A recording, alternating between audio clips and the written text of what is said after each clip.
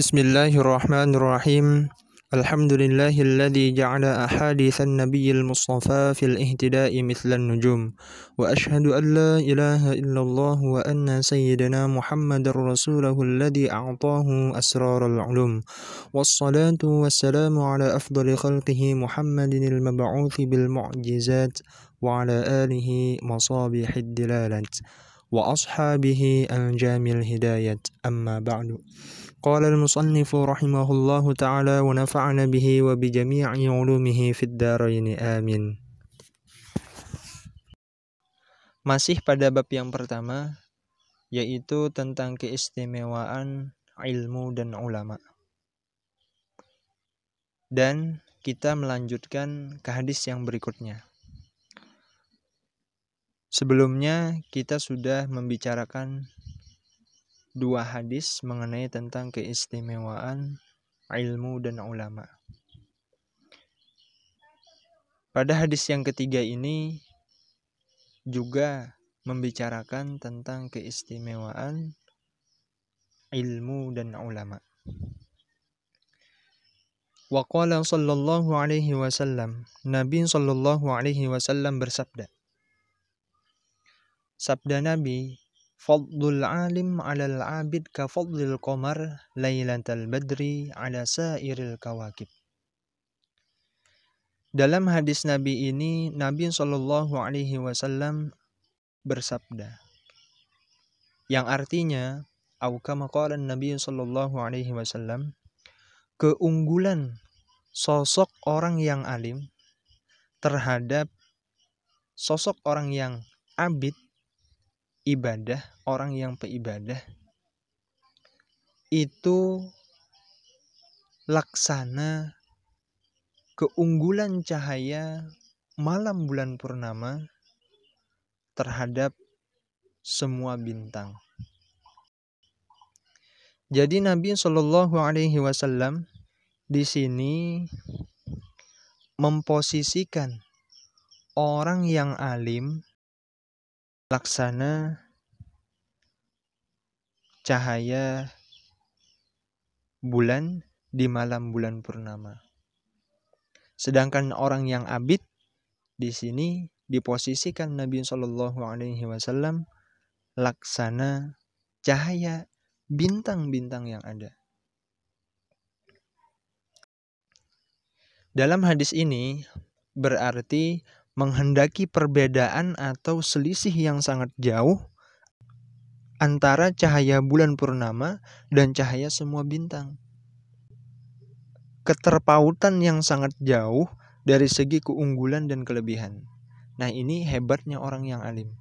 Orang yang alim itu lebih unggul, lebih jauh keunggulannya terhadap orang yang abid.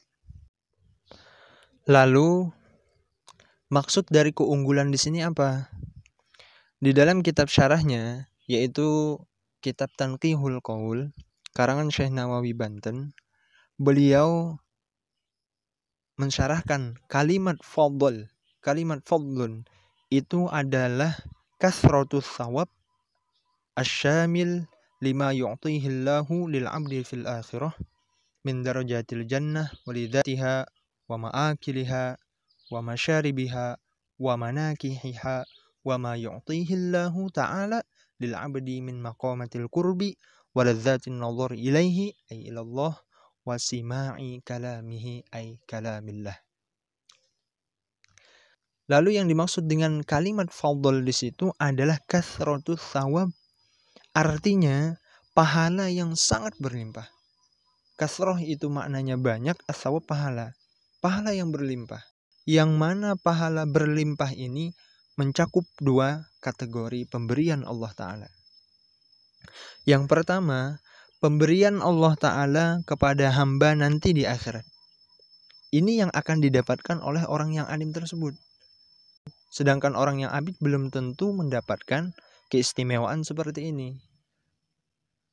Tapi kalaunya orang yang alim pasti mendapatkan keistimewaan ini. Kenapa? Karena ini janji dari Nabi Shallallahu Alaihi Wasallam. Kalau kita mengharap kepada Nabi, mengharap janji Nabi, itu ndak ada istilah namanya PHP. Kalau mengharap daripada selain Allah dan Nabi, kemungkinan besar terjadi istilah PHP. Maka dari itu selalu hati kita mengharap kepada Allah dan juga mengharap kepada Rasulullah. Nah, kembali kepada yang dimaksud dengan al-fadl tadi. Fadl itu adalah tadi mencakup dua pemberian Allah. Yang pertama, pemberian Allah nanti di akhirat untuk orang yang alim tersebut. Yaitu apa? Berupa derajat surga. Di sini kalimatnya min darajatil jannah. Darajat berupa jama' taksir dari kalimat darajatun. Artinya, dari sekian banyaknya derajat surga, dia akan Allah berikan derajat surga yang Allah kehendaki. Di sini tidak disebutkan apakah derajat surga yang paling tertinggi atau derajat surga yang menengah atau derajat surga yang di bawah. Tidak disebutkan. Tapi di sini yang disebutkan orang yang alim tersebut akan mendapatkan derajat di dalam surga. Artinya apa? Artinya kalau orang sudah mendapatkan derajat di dalam surga, tentunya dia akan masuk surga. Walidzatiha, dan zatnya surga. Wa ma'akiliha, dan makanan-makanan surga. Wa masyaribiha, dan juga minuman-minuman surga. Wa manakiha, dan pasangan-pasangan di surga. Nah, nikmat inilah yang akan didapatkan oleh orang yang alim. Nah, nikmat seperti ini tidak didapatkan, belum tentu didapatkan oleh orang yang abid. Nah, inilah yang dimaksud dengan fadl tersebut, yaitu kasratus thawab. Banyaknya pahala yang dia dapat, berlimpah pahala, menuai pahala yang sangat banyak. Nah, lalu aspek yang kedua, pemberian yang Allah berikan kepada orang yang alim tersebut nanti berupa pangkat, mendapat pangkat kemuliaan di sisi Allah Subhanahu wa taala, dan juga nikmat yang terbesar di dalam surga. Apa? Yaitu dapat memandang Allah Subhanahu wa taala dan juga dapat mendengar kalamnya Allah Subhanahu wa taala. Diriwayatkan bahwa nikmat yang paling besar nanti yang didapatkan oleh ahlul jannah, oleh penduduk surga, adalah nikmat dapat memandang Allah Subhanahu wa taala. Nah, nikmat terbesar ini didapatkan oleh orang yang alim. Nah, inilah keistimewaan orang yang alim terhadap orang yang abid. Apakan lagi terhadap tidak orang yang abid. Sedangkan terhadap orang yang abid saja sudah terlampau, terpaut sangat jauh keistimewaannya. Apakan lagi di bawahnya, lebih-lebih lagi. Jauh, ibarat langit ibaratkan langit dengan dasar sumur.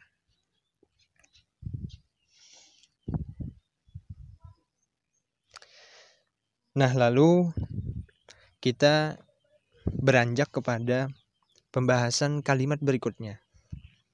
Kan di dalam hadis disebutkan fadlul alim 'alal 'abid. Lalu yang dimaksud dengan alim di sini apa? Nah, maksud alim di sini adalah orang yang membuat aktivitasnya dengan ilmu lebih banyak ketimbang aktivitasnya dengan ibadah. Artinya, maksud orang yang alim di sini bukan hanya semata-mata ilmu saja, namun tiada ibadah. Bukan seperti itu. Tapi orang yang aktivitasnya lebih banyak dengan ilmu daripada aktivitasnya dengan ibadah. Artinya di sini apa lagi? Artinya di sini ilmu dan amal tetap jalan. Cuma ada yang lebih banyak dan ada yang kurang. Bukan kurang, dikurangi. Nah, ini yang dimaksud dengan alim di sini. Nah, orang yang seperti ini akan mendapatkan dua nikmat yang sudah disebutkan tadi. Lalu, yang dimaksud dengan abid di sini apa? Yang dimaksud dengan abid di sini orang yang membuat aktivitasnya dengan ibadah lebih banyak ketimbang aktivitasnya dengan ilmu. Artinya lebih banyak aktivitasnya dengan ibadah seperti sholat duha, seperti sedekah, dan lain-lainnya. Nah, sedangkan dengan ilmu lebih minim aktivitasnya dengan ilmu. Nah, keunggulan orang yang alim terlampau sangat jauh dengan orang yang aktivitasnya lebih banyak dengan ibadah ketimbang dengan ilmu. Apakan lagi di bawah orang yang abid, artinya aktivitas dengan ilmu tidak ada dan aktivitas dengan ibadah pun tidak ada. Itu jangan disamakan orang yang seperti itu, sudah sangat jauh. Nah, berhubung tadi dengan maksud abid di sini adalah orang yang aktivitasnya dengan ibadah lebih banyak, bukan berarti dia tidak punya ilmu. Artinya dia punya ilmu. Kenapa? Karena orang yang ibadahnya tanpa ada ilmu itu tidak bisa dikatakan abid. Kenapa? Karena orang yang abid itu bisa dikatakan abid kalau dia memiliki ilmu yang berkaitan dengan ibadahnya tersebut, dengan aktivitas ibadahnya tersebut. Kalau tidak ada ilmunya, maka tidak akan sah ibadahnya. Sebagaimana yang dikatakan oleh Imam Ibnu Ruslan, ada yang membaca Rislan, ada yang membaca Ruslan, rahimahullah, di dalam kitab Zubatnya, yang berbunyi wa kullu man bi ghairi ilmin ya'malu a'maluhu mardudatun la tuqbalu. Setiap amal ibadah tanpa disertai ilmu pengetahuan dengan amal ibadah tersebut, maka amal ibadahnya mardudatun, ditolak, la tuqbalu, tidak akan diterima. Nah, ini pentingnya peran ilmu dalam ibadah. Bukan hanya tahu dengan ibadahnya dengan cara melihat orang, misalnya dalam tata cara sholat, melihat orang mengangkat takbir, dia juga mengangkat takbir, tidak tahu bahwa itu namanya takbir. Maka dari itu, menuntut ilmu itu hukumnya wajib. Thalabul ilmi faridatun ala kulli muslimin wa muslimatin. Menuntut ilmu itu hukumnya adalah fardhu ain per individu, setiap orang yang Islam laki-laki dan setiap orang yang Islam perempuan. Semoga kita sama-sama dapat mengamalkan apa yang disampaikan oleh Nabi Shallallahu Alaihi Wasallam. Dalam hadis ini, Nabi Shallallahu Alaihi Wasallam memberikan motivasi kepada kita agar kita menjadi orang yang alim, berusaha menjadi orang yang alim. Sebagaimana dalam sabda beliau, kun aliman au muta'alliman au sami'an au muhibban wala takun khamisan fatahlik. Jadilah kamu orang yang alim. Kalau tidak bisa menjadi orang yang alim, jadilah kamu orang yang muta'allim, orang yang belajar. Kalau tidak bisa menjadi orang yang belajar, jadilah kamu orang yang sami'an, orang yang mendengarkan ilmu agama. Kalau tidak bisa menjadi orang yang mendengarkan ilmu agama, jadilah kita orang yang muhibban, cinta, senang, ketujuh, tidak memusuhi dengan orang yang penuntut ilmu agama. Maka jangan jadi yang kelima, yaitu penuntut ilmu agama tidak,